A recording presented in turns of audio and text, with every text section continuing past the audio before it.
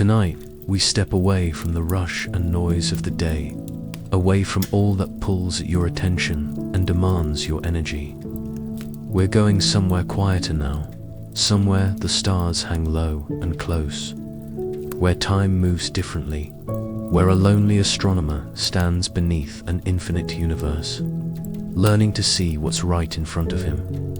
This is a gentle story, a soft tale for drifting into dreams, and it asks nothing of you except that you close your eyes, settle into the comfort of wherever you are, and let yourself be carried. There's no hurry here, no urgency, only the slow unfolding of a journey from heaven to earth, from solitude to connection, from the distant cosmic silence to the warm, immediate beauty of being alive. Imagine a small village nestled in hills that roll like waves, where night falls gently and the stars emerge one by one, patient as old friends. Above the village sits an observatory, its white dome catching the last light of day, and inside, a man who has spent so many years studying the heavens that he's forgotten how to live on the ground. He knows the names of distant galaxies, can chart the movement of planets across the timeless sky, understands the mathematics of starlight traveling across impossible distances. But he doesn't know his neighbors. He doesn't know the taste of bread baked that morning, or the scent of roses opening in a garden, or what it feels like to watch the sunset with someone beside him. Tonight, his story begins with a foreknot from grace, but into the lake that reflects the starry sky he's been studying, into the hands of a neighbor who will teach him to see differently. This is a story about balance, about the space between dreaming and waking, between the infinite and the immediate, between the wonder of the cosmos and the wonder of a single morning. It's a story for those nights when your thoughts won't settle, when you need something gentle to hold on to, a peaceful journey to carry you into rest. So let your breathing slow, let your body sink deeper into comfort. Let the cares of the day fall away like leaves from autumn trees. We're going to visit this lonely astronomer together, walk with him through his small awakening. Watch as he learns what it means to fall and be caught, to taste and smell and feel the world he's been looking past. And as his story unfolds, maybe you'll find yourself drifting too, floating gently down into that soft space where stories and dreams become one. Come with me now to a village under stars, to a lake that mirrors heaven, to a man standing at the edge of both, about to discover that sometimes the greatest journeys are the ones that bring us home. The night had been clear, impossibly clear, the kind of night when the stars seemed close enough to touch. The lonely astronomer stood at the edge of the lake, his eyes fixed upward, tracing the arc of Cassiopeia across the velvet sky. He had walked this path 1,000 times, knew every stone, every root, every gentle slope that led down to the water's edge. But tonight, his attention belonged entirely to the heavens, to the silent dance of distant suns, to the cosmic silence that wrapped around him like a familiar blanket. His notebook hung open in one hand, his pencil scratching notes he could barely see in the darkness. The observatory sat behind him on the hill, its white dome catching the moonlight reflections, patient and still. He had spent so many nights like this, stargazing under the timeless sky, that the earth beneath his feet had become almost invisible. But the earth, patient as it is, has a way of reminding us it's there. His foot caught on something, a root, perhaps, or a stone he should have seen, and suddenly the stars wheeled overhead in a way no astronomer had ever charted. There was a moment, brief and strange, when he seemed suspended between sky and ground, between the infinite universe he studied and the very real lake rushing up to meet him. The splash came loud and shocking, shattering the peaceful sleep of the water, sending ripples out in perfect circles that caught the starry sky and broke it into 1,000 shimmering pieces. Cold water closed over his head, filled his boots, soaked through his coat. When he surfaced, gasping and bewildered, the stars were still there above him, calm and unchanging, as if nothing at all had happened. The sound of laughter came from the shore, warm human laughter that seemed almost foreign after so many hours of cosmic silence. His neighbor stood there, a man he had seen countless times but rarely spoken to, holding a lantern that swung gentle light across the water. "Here," the neighbor called, wading in without hesitation, extending a strong hand. The astronomer took it, felt himself pulled toward shore, toward warmth, toward the solid ground he had somehow forgotten. Water streamed from his clothes, his notebook floating away like a small white bird on the dark surface. He stood there, dripping, shivering, suddenly aware of his body in a way he hadn't been in years. The cold biting his skin, his heart pounding, his breath coming in quick clouds in the night air. "How can you study the heavens?" his neighbor said, still smiling, wrapping a blanket around the astronomer's shoulders, "when you cannot see what's right in front of you?" The words were not unkind, but they landed with unexpected weight. The astronomer opened his mouth to explain about the meteor shower, about the rare alignment he had been tracking, about the importance of his observations.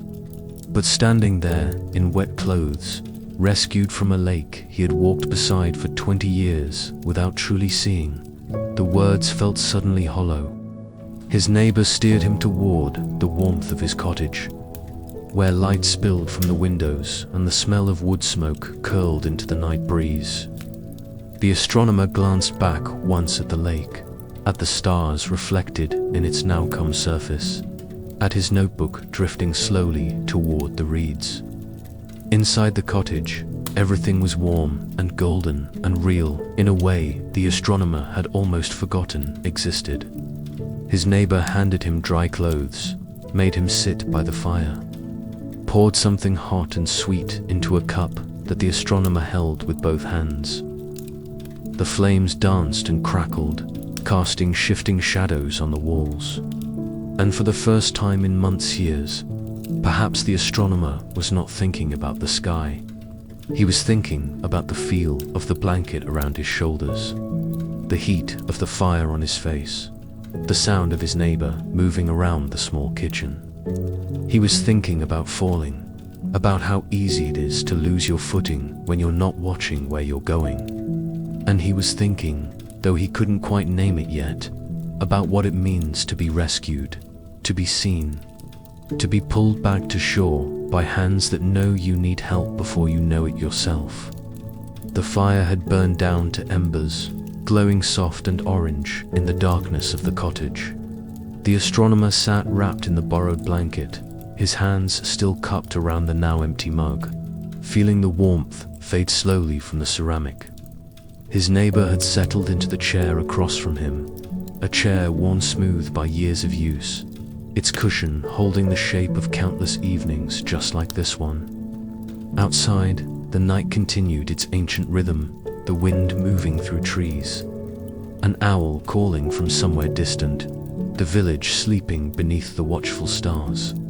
But inside this small room, time seemed to have paused, creating a pocket of stillness where two men who barely knew each other sat in companionable silence. "I've seen you up there," his neighbor said eventually, his voice low and thoughtful, nodding toward the hill where the observatory stood. "Night after night, year after year. Always alone, always looking up." There was no accusation in the words, only observation, the kind that comes from someone who has learned to notice the patterns of the world around him. The astronomer shifted in his chair, unsure how to respond. How could he explain the pull of the cosmos, the way distant stars called to him with a voice more compelling than any human conversation? How could he make this man understand that loneliness wasn't something he had chosen, but something that had crept up on him slowly, like frost forming on a window, one crystalline layer at a time? "There's a kind of peace up there," the astronomer heard himself saying, surprised by the sound of his own voice. "The stars don't ask anything of you. They don't need you to be anything other than an observer. They just are, constant and unchanging, even when everything else is chaos." His neighbor listened without interrupting, his face half shadowed in the dim light, and the astronomer found himself continuing. "When I was young, I thought I'd find answers up there. The big questions, you know. Why we're here, what it all means. I thought if I could just understand the mechanics of the universe, map its patterns, calculate its trajectories, then somehow I'd understand my place in it." He paused, looked down at his hands. "But the more I learned, the smaller I felt. And the smaller I felt, the more I retreated into the observatory, as if distance could make sense of it all." His neighbor was quiet for a long moment, and the astronomer worried he had said too much, revealed too much of the hollowness that had been growing inside him for years. But when the man spoke, his voice was gentle, understanding. "My wife used to say that we humans are strange creatures. We're the only animals who can look at the stars and ask why. Birds don't wonder about their purpose. Trees don't question their existence. But we do, and sometimes I think it drives us a bit mad, all that wondering." He leaned forward, resting his elbows on his knees. "She died 5 years ago. Cancer, quick and brutal. The kind that doesn't give you time to prepare." The astronomer looked up, surprised by this sudden intimacy. "And you know what I learned? The stars don't care. They keep turning, keep burning, completely indifferent to our grief. But the people around you, they care. They bring food. They sit with you. They hold your hand when you're falling apart." The fire crackled, sending up a small shower of sparks. And in that brief flare of light, the astronomer saw something in his neighbor's face, not pity, but recognition. The look of someone who understood what it meant to lose your way. "I don't go to the observatory to escape," the astronomer said quietly, though even as he spoke the words, he wondered if they were true. "I go because that's where I feel like I have a purpose, like what I'm doing matters." His neighbor nodded slowly. "And it does matter. Understanding the universe, that's important work. But so is understanding yourself. So is letting people see you, really see you. Not just the person staring at the sky, but the person standing in the rain, soaking wet, needing help." The words hung in the air between them, gentle but firm, a truth the astronomer had been avoiding for longer than he cared to admit. They sat together as the night deepened, and the astronomer found himself talking more than he had in years about his childhood fascination with the stars, about his years of study, about the quiet pride he took in his work, and the quieter loneliness that came with it. His neighbor listened, occasionally asking a question, more often just nodding, creating a space where words could be spoken without judgment. And slowly, as the embers faded to ash and the cottage grew colder, the astronomer began to understand what had been missing from all his years of celestial observation. Connection, not to the distant and the vast, but to the near and the immediate. To the man sitting across from him who had pulled him from a lake and wrapped him in a blanket and listened. To his story without trying to fix him. Outside, the stars continued their eternal dance. But inside, something else was happening.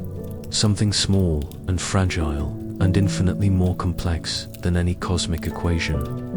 Morning came softly, the way it always does in small villages where time moves at the pace of seasons rather than clocks. The astronomer woke in an unfamiliar bed, in his neighbor's spare room, wrapped in quilts that smelled faintly of lavender and sunlight.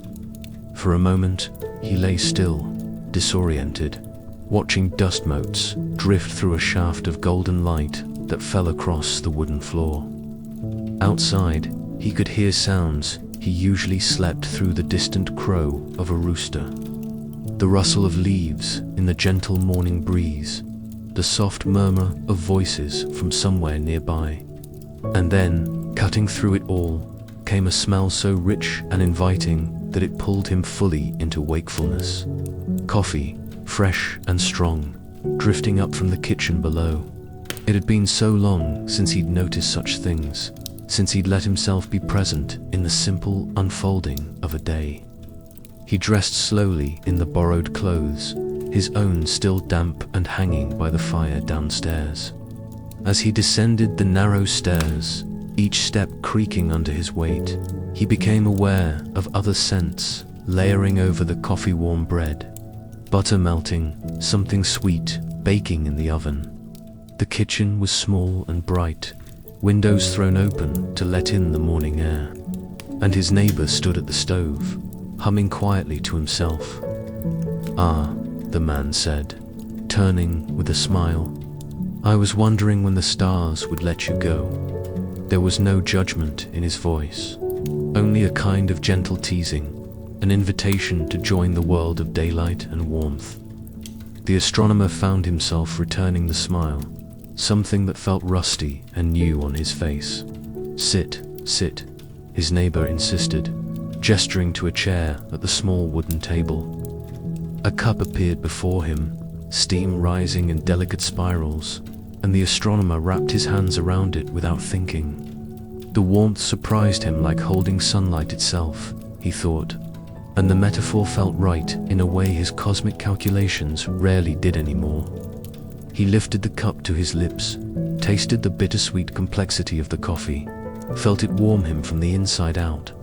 When had he last paid attention to something so simple? When had he last sat at a table with another person, sharing a meal, sharing space, sharing the quiet morning hours? His breakfasts had become automatic things, eaten standing at his desk while reviewing star charts, fuel for the long nights ahead rather than experiences in themselves. His neighbor set a plate before him, bread still warm from the oven, golden butter pooling in its center, a small jar of honey that caught the light like amber. "My daughter made the bread," the neighbor said, settling into the chair across from him. "She lives just down the road, has 3 children who are probably tearing her house apart as we speak." He laughed, a sound full of affection and easy acceptance. The astronomer took a bite, and the simple pleasure of it nearly overwhelmed him. The slight crunch of the crust, the soft warmth inside, the sweetness of honey spreading across his tongue. These were not celestial phenomena, not rare cosmic events, not the kind of wonders he had trained himself to seek. But they were wonders nonetheless, he realized, small and immediate and real. They ate in comfortable silence for a while, the kind that doesn't need filling. Through the open window, the astronomer could hear the village waking up, doors opening, children's laughter, someone calling a greeting across the street. The sounds formed a gentle symphony, a reminder that life happened here, in these streets, in these houses, in these ordinary, extraordinary moments. His neighbor poured more coffee, offered more bread, and the astronomer accepted, feeling something shift inside him, some long-held tension beginning to ease. "You know," his neighbor said, leaning back in his chair, "my daughter is in her garden this morning. She'd love to show it to you, if you're interested. She has a way with growing things, a real gift." The invitation hung in the air between them, soft and undemanding. A door opening onto something the astronomer hadn't known he was looking for. They left the cottage together after breakfast, stepping out into a morning that had fully bloomed into brightness. The astronomer had forgotten how villagers wake not all at once, but gradually, like a flower opening petal by petal. The baker was already at work, visible through a window thick with condensation, his hands working dough in a rhythm that looked almost like prayer. The smell of baking bread drifted down the street, mingling with wood smoke from chimneys and the green scent of gardens still wet with dew. A cat stretched on a sunny doorstep, indifferent to their passing. Somewhere a dog barked, and somewhere else a child laughed. And the sounds wove together into something that felt less like noise and more like music, the everyday symphony of human life. His neighbor walked with the ease of someone who knew every stone in the street, greeting people by name as they passed. "That's Maria," he said, nodding to an elderly woman sweeping her front step. "She makes the best olive oil you've ever tasted. Been pressing olives the same way her grandmother taught her." They paused while his neighbor exchanged a few words with her in the local dialect. Something about the weather, about her grandson's new baby, about the festival next month. Maria looked at the astronomer with curious, kind eyes and said something that made his neighbor laugh. "She says, 'You're the starman,'" he translated. "She's seen your light up there on the hill, wondered what you were looking for." The astronomer felt suddenly exposed, as if his solitude had been more visible than he'd realized, a beacon of isolation that the whole village had been watching. They continued on, past the small church with its weathered bell tower, past the fountain where women gathered to fill jugs and share news, past shops that were just opening their shutters to the day. The astronomer found himself noticing things he had never paid attention to before, the way morning light caught in window glass and scattered, rainbows across stone walls, the intricate ironwork on balconies where geraniums spilled in red profusion, the worn smoothness of cobblestones shaped by centuries of footsteps. His neighbor pointed out landmarks as they walked the house where the best seamstress lived, the corner where the vegetable market set up twice a week, the old oak tree that was supposedly 300 years old. Each detail added another thread to the tapestry of this place, revealing patterns the astronomer had been too distant to see. They stopped at a small square where a group of old men sat on benches, playing cards and arguing good-naturedly about politics and soccer and whose tomatoes were growing best this year. His neighbor greeted them, was pulled into the conversation, and the astronomer stood slightly apart, observing. These men had probably sat in this same spot for decades, he realized, watching the village change and stay the same, marking time not by the movement of stars but by the turning of seasons, the growth of grandchildren, the small triumphs and tragedies of ordinary life. One of them looked up and caught the astronomer's eye, gestured for him to come closer. "The professor," the old man said, though the astronomer had never held such a title. "Tell us, will it rain next week? You can read the sky, yes." The question was asked with gentle teasing, but behind it was genuine curiosity, a belief that someone who studied the heavens must know its secrets. The astronomer opened his mouth to explain the difference between astronomy and meteorology, but something stopped him. Instead, he looked up at the sky, really looked, not with the analytical gaze he used for star charts, but with the simple attention of someone checking the weather. The clouds were high and thin, moving slowly eastward. The air had a certain quality, a heaviness that spoke of moisture. "I think," he said carefully, "that it might rain in a few days. But I could be wrong." The old man nodded as if he had revealed some profound truth, and the conversation moved on, pulling him in despite himself. They talked about practical things, crops and weather, and the best time to prune olive trees, and the astronomer found himself listening with an attention he usually reserved for scientific lectures. This was a different kind of knowledge, he realized, one passed down through generations of observation, of trial and error, of living close to the earth and learning its language. It was no less valid than what he had learned from books and telescopes, just differently focused, turned toward the immediate and the useful rather than the distant and the theoretical.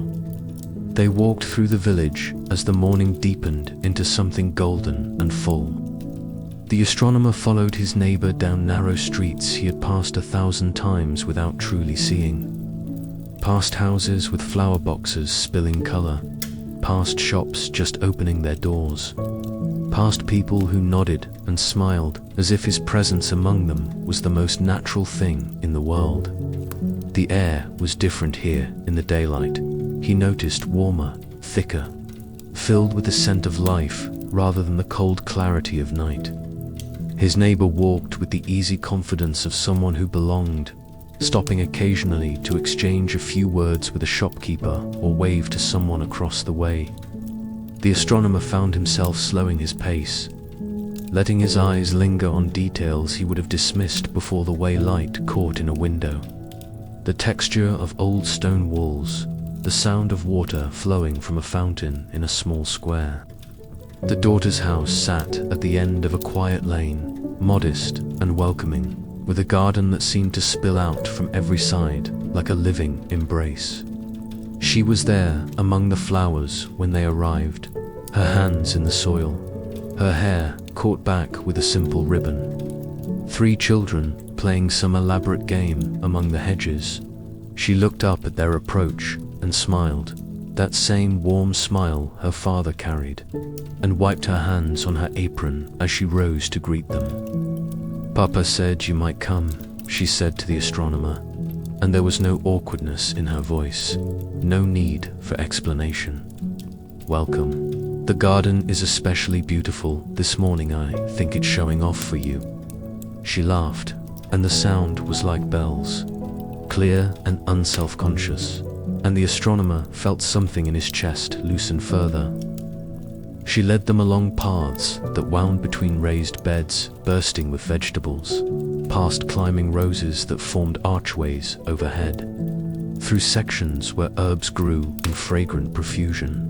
Her hands moved as she spoke, gesturing to this plant and that, telling stories about where seeds had come from, which flowers her grandmother had loved, which herbs made the best tea for peaceful sleep.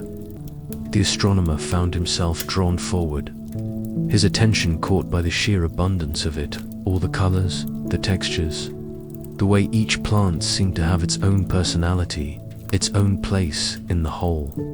He had studied the constellations for years, had mapped their movements and memorized their positions, yet never noticed how flowers form galaxies of their own, each blossom a sun, each cluster a system of beauty and order and wild, unpredictable growth. "This section here," she said, kneeling beside a patch of wildflowers that seemed almost untended, "I planted for the bees. Not for me, not for beauty, just for them. They need the pollen, and in return they help everything else grow." She reached out and touched a purple flower gently, and within seconds a bee landed on it, fat and fuzzy and golden in the morning light. People think gardens are about control, about making nature do what you want. But really, it's about partnership, about understanding what each plant needs, what the soil can give, what the season allows. You work with it, not against it. The astronomer watched the bee move from flower to flower, following some pattern only it could sense. And he thought about his own work, how much of it had been about imposing order on chaos, finding patterns and laws and predictable movements. Had he been trying to control the universe by understanding it, or had he simply been trying to find his place within its vast indifference? They moved deeper into the garden, past a small greenhouse where seedlings waited in neat rows, past a compost pile rich and dark and teeming with invisible life, past berry bushes where birds flitted and called. One of the children ran up, breathless and excited, holding something cupped in her small hands. "Look, Mama," she said. opening her palms to reveal a ladybug, red and black and perfect. The daughter smiled and bent down. "Beautiful," she said. "Where did you find her?" The child pointed to the roses, already running back to show her siblings. The astronomer watched this exchange, struck by its simplicity, by the way wonder could exist in something so small. When had he last felt that kind of unfiltered joy in discovery? When had observation become work rather than delight? She stopped before a bed of roses, their petals just opening to the morning warmth, and gestured for him to come closer. "Breathe," she said simply, and he did, drawing in the scent that rose from them like a prayer. It was sweet and complex and alive, nothing like the sterile air of his observatory, nothing like the cold emptiness of space. It filled him completely. This perfume seemed to reach places inside him that had been closed for so long he'd forgotten they existed. His eyes closed without his meaning them to, and for a moment he was simply there, present in his body, in this garden, in this moment that asked nothing of him except that he experience it. When he opened his eyes again, the daughter was watching him with a knowing smile, as if she understood exactly what had just happened, as if she'd seen this transformation before.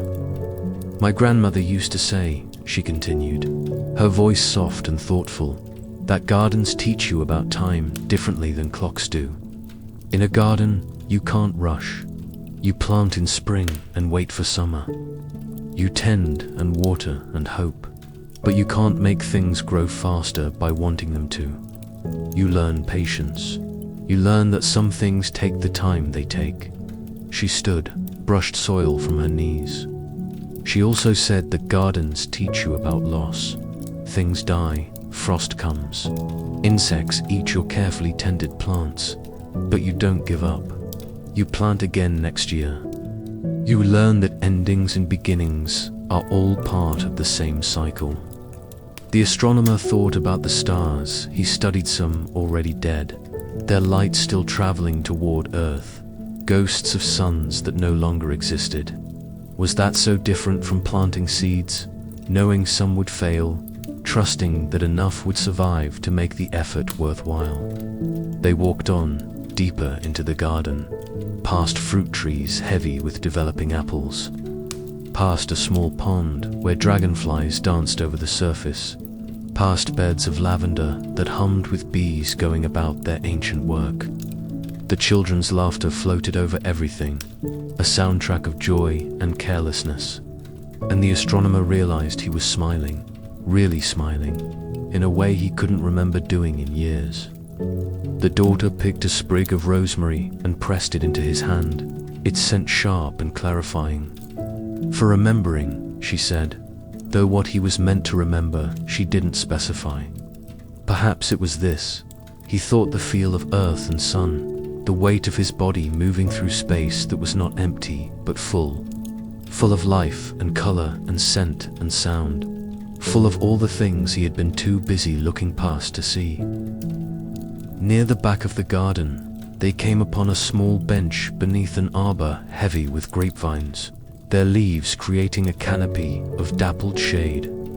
"Sit," she invited, and they did, the three of them, father, daughter, and the astronomer, who was slowly becoming something more than a stranger.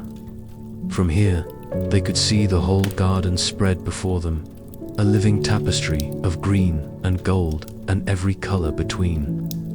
"Sometimes," the daughter said, "when I'm overwhelmed, when the children are too much and the house is chaos and I don't know how I'll get through the day, I come here and just sit. I look at what I've grown, what I've tended, and I remember that I'm capable of creating beauty, that my hands can do good things, that life wants to grow, wants to flourish, if you just give it half a chance." Her voice caught slightly, and her father reached over and squeezed her hand, a gesture so natural and full of love that the astronomer felt something tighten in his throat. The day had unfolded like a slow dream. each hour melting into the next without the usual urgency the astronomer imposed on time. After the garden, there had been lunch at a small table under a tree, simple food made extraordinary by the company and the dappled light filtering through leaves. The children had told him stories, wild and rambling tales about dragons and lost kingdoms, and he had listened with an attention he usually reserved for scientific papers. They had asked him questions, too. Did he know the names of all the stars? Had he ever seen a shooting star? What was the moon made of? And he had answered as best he could, trying to translate cosmic physics into language that made sense to young minds. Now, as the afternoon stretched toward evening, his neighbor suggested they walk to the temple on the hill, a place the astronomer had seen from his observatory window countless times, but never visited. The sunset from there, his neighbor said, is something you should see at least once. And so they walked, the three of them, father, daughter, and the lonely astronomer, climbing the winding path that led upward through olive groves and wild grass. The climb was gentle but steady, and the astronomer found himself breathing harder than he expected, his body reminding him that he spent too many hours sitting still, hunched over telescopes and star charts. The daughter walked ahead with her father, their conversation flowing easily, punctuated by laughter and comfortable silences. The astronomer followed, watching the way they moved together, the unconscious choreography of people who knew and loved each other deeply. He thought about his own family, scattered now across different cities, different lives. When had he last called his sister? When had he last written more than a brief email to his aging parents? The distance he had created between himself and the stars had somehow extended to everyone else in his life, until he existed in a kind of vacuum, connected to nothing, orbiting alone. They passed through a grove of ancient olive trees, their trunks twisted and silver-barked, their leaves whispering in the breeze that rose from the valley below.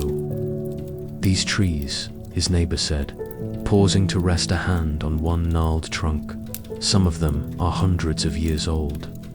They were here before the village, before the church, before anyone alive today was even imagined.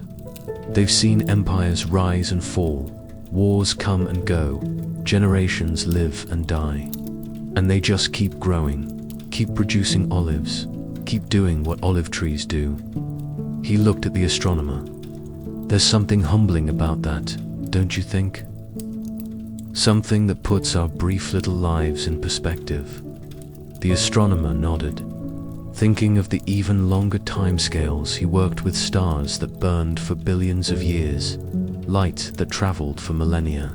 But standing here among these trees, touching their solid, living wood, he felt the difference between knowing something intellectually and feeling it in your bones. The temple was old, older than the village, its marble columns worn smooth by centuries of wind and rain and human hands seeking something beyond themselves. It stood open to the sky, no roof to block the heavens, just those graceful pillars marking a sacred space between earth and air. They arrived as the sun was beginning its descent, the light turning thick and golden, painting everything it touched with warmth. The astronomer stood at the edge of the temple floor, looking out over the valley below the village with its red roofs, the lake where he had fallen, the road winding away toward distant hills. From up here, the world revealed its patterns, its rhythms, its wholeness in a way his telescope never showed him. His neighbor moved to stand beside him, and they watched together in comfortable silence as the sky began its evening transformation. I proposed to my wife here, his neighbor said quietly, his eyes on the horizon. Right there, between those two columns. It was evening, much like this one. The light was turning everything gold, and I was so nervous I could barely speak. But I managed to get the words out, and she said yes. And we stood here watching the sunset together, planning our future. He smiled, a bittersweet expression that held joy and grief in equal measure.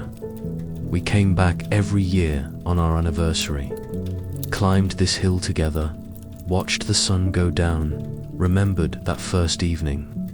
Even the last year, when she was already sick, when the climb nearly killed her, she insisted. "I want to see one more sunset from our place," she said. His voice cracked slightly, and we did.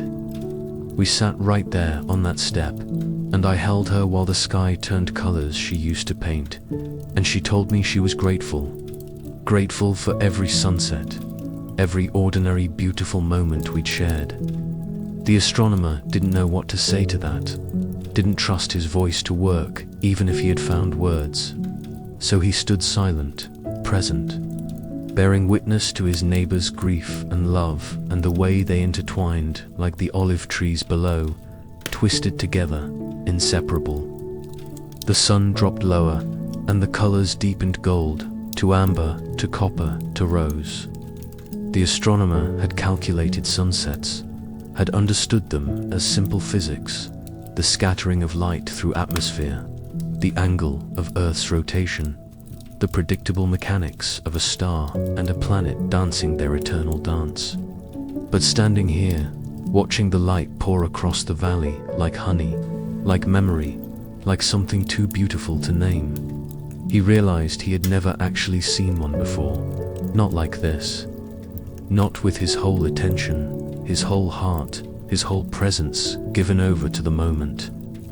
All his life, he had waited for night to begin, had counted the minutes until darkness fell and his real work could commence. But now, watching this golden moment unfold, he wished it could last forever.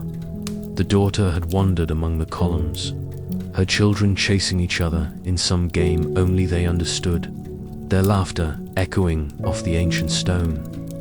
His neighbor pointed to different parts of the landscape, telling stories about the village, about people who had lived and loved and built their lives in this place. That house there, with the blue door, that's where I was born. And that olive grove, my grandfather planted those trees when he was younger than my grandchildren are now. The stories wove together, past and present, creating a tapestry the astronomer had never learned to see. He had been so focused on the distant past lights from stars that had died before humans learned to speak that he had missed the living history happening right in front of him, the ongoing story of which he was, whether he acknowledged it or not, a part. "You know what I think," his neighbor said, still gazing out at the sunset. "I think we're always trying to find meaning in the big things, the stars, the cosmos, eternity. We look up and ask what it all means, searching for some grand purpose. But maybe meaning isn't up there in the infinite. Maybe it's here in the finite, in the moments that pass and can't be captured or calculated. In bread shared with a friend, in children laughing, in the smell of roses, in watching a sunset with someone who matters to you." He turned to look at the astronomer. "You've spent your life studying forever, but maybe it's time to study now, because now is all we really have. The stars will outlast us by eons, but this moment, this exact arrangement of light and air and human presence, this exists once and never again." The sun touched the horizon, balanced there for a moment, like a held breath. And in that pause, the astronomer felt something shift inside him, some fundamental reorientation of his understanding. The heavens above and the earth below were not separate realms. He realized, not competing for his attention, but parts of a whole he had tried to divide. The stars would still be there tonight, and tomorrow night, and for countless nights beyond his lifetime. They were patient, those distant suns, infinite in their waiting. But this moment, this particular light falling on this particular landscape, shared with these particular people, this was happening now, would never happen again in exactly this way. The sun slipped below the horizon, and the sky bloomed into shades of purple and pink and deepening blue. And the astronomer stood there among the ancient columns, feeling the evening breeze on his face, tasting the salt of tears he hadn't known he was crying. One of the children ran up to him, tugged on his sleeve. "Did you like it?" she asked, her face upturned and earnest. "The sunset, I mean. Papa says you look at the sky all the time, so you must really like sunsets." The astronomer knelt down to her level, met her bright, curious eyes. "I do," he said, and meant it with a depth that surprised him. "I think that might have been the most beautiful sunset I've ever seen." She grinned, satisfied with this answer, and ran back to her siblings. The daughter came over, rested a hand briefly on the astronomer's shoulder. "Thank you," she said softly, "for spending this day with us, for being here." And though he should have been thanking her, thanking all of them for pulling him down from his solitary height and showing him the beauty that lived at ground level, he simply nodded, too full of feeling to speak. They stayed until the first stars appeared, tiny pinpricks of light in the darkening sky.